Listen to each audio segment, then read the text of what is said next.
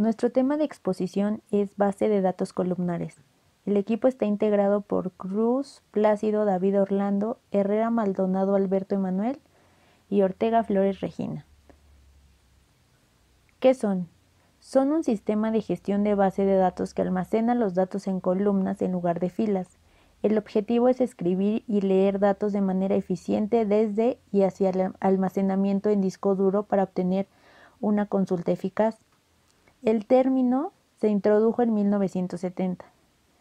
Su principal uso está enfocado en la inteligencia de negocios, ya que sus bases de datos son muy grandes. Almacenamiento. Para el almacenamiento se utiliza una tecnología llamada In-Memory Database, que consiste en almacenar los datos en la memoria RAM para agilizar su acceso a ellos, ya que reduce notablemente los requisitos globales del disco y disminuye el volumen de datos que hay que cargar desde él. Propiedades. Las bases de datos columnares son utilizadas para ambientes OLAP, en los que se obtiene información de una considerable cantidad de datos. Para que la información se procese de manera rápida y correcta, las bases de datos columnares proporcionan las siguientes propiedades. 1. Índices relacionados a columnas, lo que permite tener un acceso rápido a los datos, pero complicado para los registros. 2.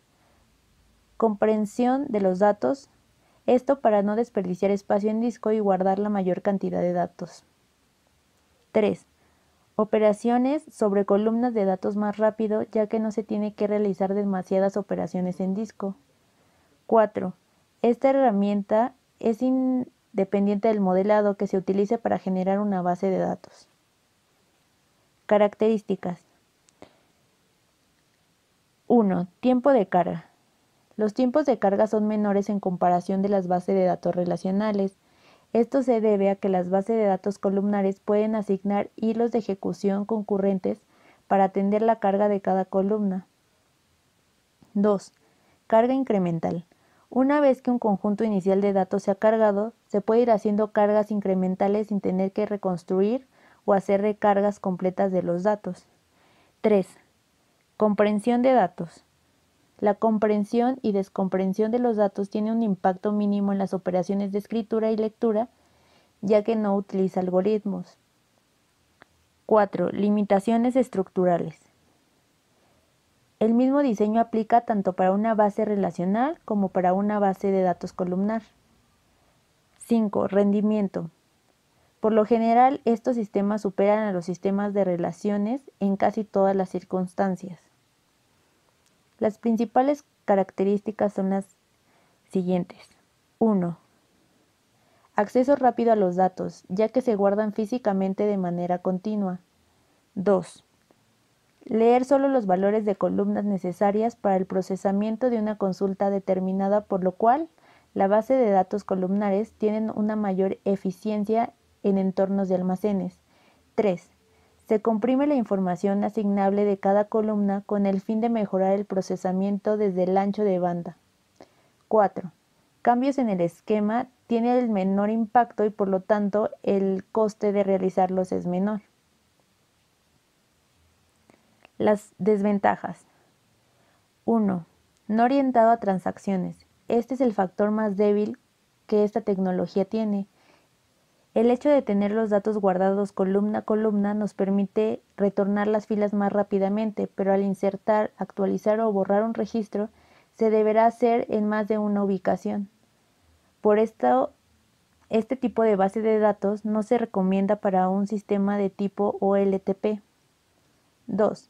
Reportes operacionales o también llamados reportes de seguimiento en los que se desea ver la información de una relación que puede contener muchas tuplas. En algunos casos esto puede resultar ineficiente comparado con las bases de datos relacionales. 3. No existe un modelado de datos que soporte teóricamente este modelo de bases de datos. 4. No existe un estándar que unifique los criterios de implementación de este modelado de datos. Hola, soy Alberto. Sabemos que el volumen de datos ha crecido inmensamente en la última década. Sabemos también que las bases de datos de tipo relacional no han sido capaces de dar una respuesta satisfactoria en cuanto a lo que tiempo se refiere. Es decir, sabemos que hay una relación directa entre el crecimiento en el volumen de datos y el crecimiento en el tiempo de respuesta en los manejadores de datos de tipo relacional. Esto tiene una explicación: la complejidad en la lógica que hay detrás de los modelos de datos de tipo relacional. Y esto ha hecho nacer la necesidad de que surjan nuevas propuestas de modelos de datos. Una de esas propuestas son las bases de datos de tipo columnar, por supuesto. Y en este caso nos interesa poder comparar la eficiencia entre las bases de datos relacionales y las bases de datos de tipo columnar en un área muy específica, que es el análisis de datos, cuando claro se trata de grandes volúmenes. Para llevar a cabo este análisis nos basaremos en un estudio realizado por la Universidad Politécnica Salesiana de Ecuador. Dicho estudio consiste en 3 tipos de consulta en 4 escenarios diferentes. El primer tipo es clave-valor, es decir, una llave primaria y un valor asociado, y consiste simplemente en realizar un escaneo de datos para encontrar un valor en específico. El segundo tipo es set de datos. Eso quiere decir que al final de la consulta queremos que nos devuelva un conjunto de datos de los datos consultados. El tercer tipo es de función agregación. Significa que se va a realizar una consulta para que se realice una suma de un conjunto de datos dentro de esa base de datos. Los escenarios se dividen según el volumen de datos que se van a tratar. El primer escenario es 1.000.000 de datos, el segundo escenario son 10 millones de datos, el tercer escenario 25 millones de datos y el cuarto escenario 50 millones de datos. En este mismo estudio se utilizaron 5 manejadores de base de datos diferentes.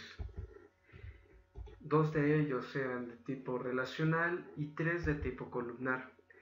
En las siguientes tablas podemos ver los resultados y el desempeño de estos manejadores de base de datos en dichas consultas. Hay algo a destacar. La línea azul corresponde a los datos de tipo clave-valor y independientemente del volumen de datos a tratar, siempre fue eficiente. Apenas hubo diferencia entre las bases de datos de tipo relacional y las bases de datos de tipo columnar. Esto se debe a la utilización de ese índice que es la clave primaria. En ese aspecto apenas hubo diferencia. Comenzamos a observar esas diferencias cuando comenzamos a analizar los otros 2 escenarios, el caso para la suma y el caso para el set de datos. En ese caso podemos ver cómo las bases de datos de tipo relacional se desempeñaron mucho mejor. Es más, podemos ver cómo apenas y hay diferencia entre la consulta 1 de tipo clave-valor y las otras 2 consultas de los otros 2 tipos, del tipo set de datos y del tipo agregación, cosa que es totalmente opuesta a las bases de datos de tipo relacional, en las que vemos que hay una relación directa entre el tiempo, el tipo de manejador de base de datos y el volumen de información. ¿Y qué podemos concluir de este análisis? Podríamos resumir las conclusiones a través de 2 preguntas. ¿Son más eficientes las bases de datos columnares? ¿Qué modelo es mejor, relacional o columnar? Aparentemente, por los datos que obtuvimos del estudio, parecería que inequívocamente el mejor modelo es el columnar, pero es el mejor ¿para qué? En este caso es el mejor para el análisis de datos en grandes volúmenes. Y es verdad, los resultados son esos.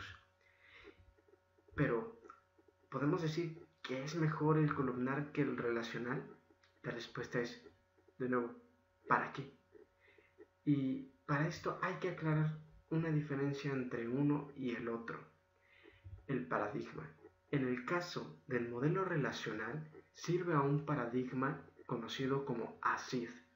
Dicho paradigma premia la consistencia de los datos. Y en el caso del modelo columnar, usa un paradigma llamado base, que premia la alta disponibilidad de los datos. Es decir, en el modelo columnar podemos tener inconsistencias. En el modelo relacional puede que no tengamos inconsistencias o que las podamos parar más bien, pero no podemos ofrecer una alta disponibilidad. Este dilema nos lleva inevitablemente a algo conocido como el teorema de Brewer. El teorema de Brewer postula que solo podemos tener de forma simultánea dos de las siguientes tres cualidades para un sistema distribuido: alta disponibilidad, consistencia o tolerancia a los fallos o a la partición. En la realidad, la tolerancia a la partición es inevitable no tenerla, así que tendríamos tolerancia a los fallos y podríamos solo elegir entre la consistencia y la alta disponibilidad. Aparentemente así es, pero en realidad existe una escala de grises completa entre la alta disponibilidad y la consistencia. Podemos tener puntos intermedios. Dependiendo de para qué vamos a diseñar nuestro sistema, podemos crear modelos mixtos que favorezcan más una área que la otra dependiendo del contexto.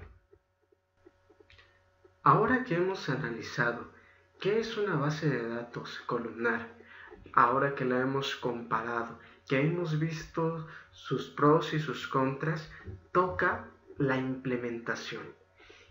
Y todo este modelo de base de datos no tendría un sentido si no pudiéramos llevarlo a la implementación en sistemas, por ejemplo, como OLAP o almacenarlo en un data warehouse.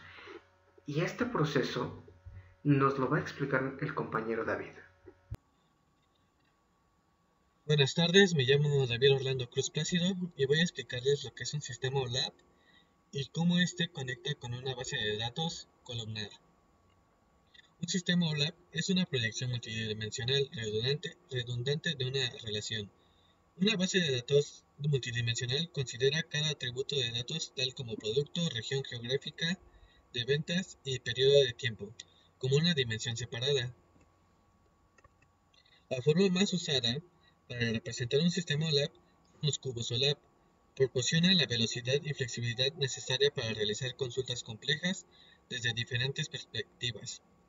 Los cubos OLAP proporcionan una representación multidimensional de un data warehouse o data mart, organizando y resumiendo los datos para mejorar la eficiencia de consultas analíticas. En la siguiente imagen tenemos un cubo con tres dimensiones: time, route y source. Estas dimensiones sirven para identificar cada parte del cubo como ejes coordenados que nos permiten identificar una porción de los datos dentro del universo posible. Para este ejemplo tenemos 4 trimestres en time, 6 continentes en source y 4 medios de transporte en route. Realizando una consulta donde se combinan estos elementos para cada una de las dimensiones, tenemos que multiplicar 4 trimestres, 6 continentes y 4 medios de transporte. Nos da un total de 96 cubitos. A su vez, cada dimensión tiene asignada una jerarquía, pero pudiera tener varias dependiendo del diseño. Por ejemplo, podemos ver en source dos niveles que son los hemisferios, y el segundo nivel serían los 6 continentes. El nivel más detallado dentro del cubo, o sea, el cubito más pequeño que se puede extraer, se le denomina granularidad del cubo. Este nivel también corresponde a la tabla de hechos, que es donde se obtienen los datos dentro del análisis dentro del cubo. Y este nivel es el que aporta más información para los negocios, donde cada uno tendrá sus medidas de negocios. Bueno, para agregar estos datos se le conoce agregación de datos. Es un tipo de proceso de minería de datos e información en el que los datos son buscados, recopilados y presentados en un formato resumido basado en informes para lograr objetivos o procesos comerciales específicos o realizar análisis humanos. Esta agregación son entonces almacenadas en tablas de sumarización derivadas o arreglos multidimensionales, dado que estas agregaciones generalmente son muy grandes y que las consultas son a menudo complejas, se hace necesario acelerar los tiempos de respuesta de las consultas, usando mejores modelos, estructuras de datos, índices y métodos de compresión. Para los sistemas OLAP se dividen en varios modelos de datos, pero nos vamos a enfocar en los más usados, los cuales son el modelo MOLAP y el modelo ROLAP. Los data warehouse deben ser diseñados estructurando los datos de una manera que puedan ser manejados por el sistema OLAP. Y estos son el MOLAP, que significaría Multidimensional Online Analytic Process, y el modelo ROLAP, que es Relational Online Analytic Process. Aquí podemos observar que su estructura de cubo es la misma, en la que se diferencian es el proceso de agregación, que en el MOLAP es multidimensional, como bien lo dice su nombre, y el ROLAP se basa en base de datos relacionales. Igual que el Detail Level Values, el MOLAP sigue siendo multidimensional y en ROLAP es en base de datos relacionales, los cuales estos tienen una ventaja para cada modelo, los cuales la ventaja para MOLAP es mayor desempeño en el procesamiento de consultas, puede escribir sobre las bases de datos y permite hacer cálculos más complicados. La desventaja, el tamaño limitado para el cubo, para la arquitectura del cubo, también no se puede acceder a los datos que están en el cubo y no se puede explorar el paralelismo de las bases de datos. Ahora en Rollup, las ventajas que tiene es el uso total de seguridad e integridad de la base de datos, escalable para grandes volúmenes, los datos pueden ser compartidos con aplicaciones de consulta SQL y los datos y estructuras más dinámicos. Sus desventajas es al tener mucho volumen de datos, sus consultas son más lentas, la construcción es cara y los cálculos están limitados a las funciones de base de datos. Otras de las cosas que pide un data warehouse es la compresión de datos. Las tablas de medidas o vistas materializadas se utilizan para mejorar los tiempos de proceso de consultas, especialmente las que implican grandes agregaciones de datos y costosos joins de varias tablas. Esto implica espacios de almacenamiento muy grandes y generalmente altos grados de dispersión, lo que ha hecho de la compresión de datos una herramienta muy importante y efectiva. Y aquí se puede decir qué características cumple una compresión de datos que es muy buena o es una buena estrategia, lo cual se pide que devolver los resultados exactos, comprimir los datos con eficacia, integrar al contexto del data warehouse, ser aplicable a cualquier conjunto de datos de una tabla de medidas. Otra cosa que pide el Data Warehouse son los índices. Un índice es cualquier estructura de datos que toma como entrada cierta propiedad de los registros, típicamente los valores de uno o más campos, y permite encontrar de forma rápida los registros que la cumplen. Estos índices se clasifican en unidimensional y multidimensional. Los índices unidimensionales son aquellas estructuras de acceso que aceptan un único source key y en base a los valores de este retornan los registros correspondientes.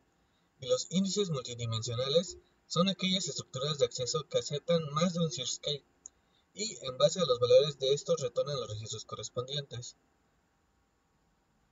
En general, se piensa que el mejor subconjunto de índices es el que reduce al mínimo el costo de acceso. Entonces, en términos generales, se podría identificar la siguiente secuencia de pasos al diseñar físicamente un data warehouse, lo que es selección de modelo de datos, una estrategia de compresión y estructuras de índices.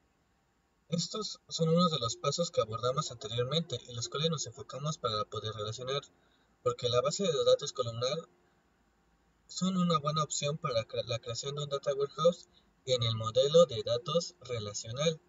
Sin embargo, las características de las bases de datos relacionales, en cuanto a su almacenamiento y los lenguajes de manipulación existentes, hacen que las operaciones OLAP no tengan un buen desempeño en el modelo ROLAP. Las implementaciones MOLAP son más efectivas desde el punto de vista de las velocidades de respuesta. En general, optar por una estrategia de tipo MOLAP suele ser la mejor alternativa, si bien muchas veces los recursos, en particular monetario, no lo permiten, teniendo que optar por una estrategia del tipo ROLAP. Por lo tanto, cuando se diseñe un modelo de datos o un data warehouse con el tipo ROLAP, se recomienda o sería una buena opción hacerlo con la base de datos columnar, ya que esta, por sus características y las propiedades que nos ha cumplido en este presentación, y por lo tanto una base de datos columnar es una buena opción en el Data Warehouse.